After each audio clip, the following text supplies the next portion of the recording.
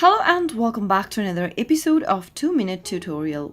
In today's video, I'm going to show you how to delete Coinplix accounts using a Coinplix application. So keep watching the video till the end to learn how, and don't forget to subscribe to our channel by hitting that subscribe button. Press the notification bell so that you'll never miss another upcoming upload from us. To delete your Coinplix account, first make sure that you are inside your Coinplix application and also make sure that you are logged into your account. From the main homepage of Coinplix, tap on the profile icon at the bottom right and this will open up your profile. Now, you'll be able to see a red highlighted Delete Account button. Tap on it and follow the prompts to delete your account. If you're sure you'd like to delete your account, tap Yes from the pop-up, and there you'll be able to delete your user account and you won't be able to use the application for quite some time after you make a deletion for an account. That is how you can easily delete your Coinplix account using your Coinplix application on a mobile device. If the video was helpful, go ahead and give us a thumbs up.